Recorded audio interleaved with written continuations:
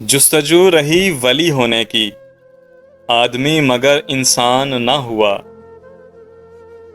غرور ایک بیماری ہے جو کسی بھی کم ظرف کو لگ سکتی ہے۔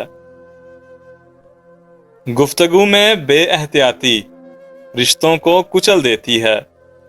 آپ کے الفاظ آپ کے والدین کا عکس ہوتے ہیں۔ بعد میں وضاحتیں دینے سے کچھ بھی حاصل نہیں ہوتا۔ علم یہ ہے کہ آپ کو معلوم ہو کہ کیا کہنا ہے، اور حکمت یہ ہے کہ آپ کو معلوم ہو کب کہنا ہے۔ ہمیشہ تمہاری من پسند چیز تمہارے لیے بری نہیں ہوتی، لیکن تمہاری آزمائش ہمیشہ تمہاری من پسند چیز سے ہی کی جاتی ہے، اس لیے وہ چاہتا ہے کہ تم اسے پکارو اور اسے بار بار مناؤ۔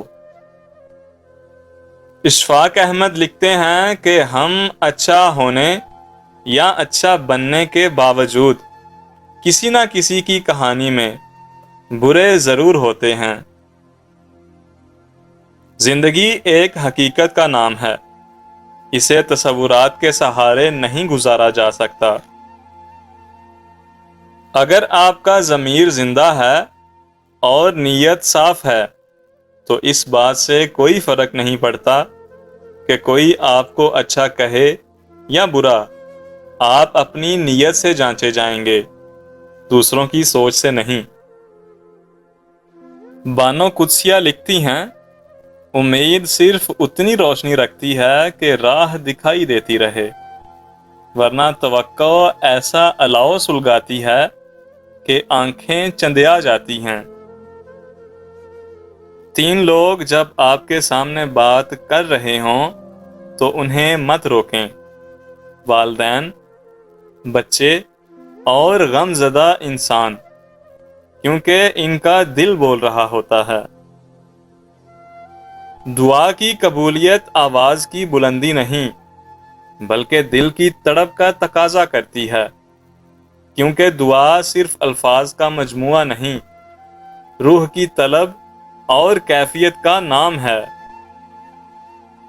مولانا رومی لکھتے ہیں، دانائی کا تعلق بالوں کی سفیدی سے نہیں، عقل اور تجربے سے ہے۔ دل سیاہ ہو تو داڑھی کے سفید بالوں کی کیا وقت۔ بددعا صرف الفاظ نہیں ہوتے، جس کو دکھ دو اس کی آہ بھی بددعا بن جاتی ہے، اور رب بہت انصاف کرنے والا ہے۔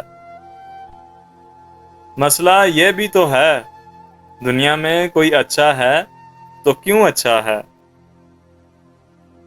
زندگی میں 2 نصیحتوں پر لازمی عمل کرنا، ہمیشہ کے لیے کامیاب ہو جاؤ گے۔ پہلی، نماز مت چھوڑنا، کیونکہ زندگی کی ساری برکتیں اسی میں ہیں۔ دوسری، اپنی نظر کی حفاظت کرنا، کیونکہ گناہ کی بنیاد یہیں سے شروع ہوتی ہے۔ بے خوف ہونے کے لیے با کردار ہونا ضروری ہے۔ رشتوں کی فکر کرنا چھوڑ دیں، کیونکہ جس نے جتنا ساتھ نبھانا ہے وہ صرف اتنا ہی ساتھ نبھائے گا۔ غربت کبھی خیرات سے ختم نہیں ہوتی بلکہ انصاف کرنے سے ختم ہوتی ہے۔ عقل مند انسان اس وقت تک کچھ نہیں بولتا جب تک سب خاموش نہیں ہو جاتے۔ جب آپ کا دل بغیر کسی وجہ کے اداس رہنے لگے تو سمجھ لیں کہ آپ کی روح اللہ کا ذکر مانگ رہی ہے۔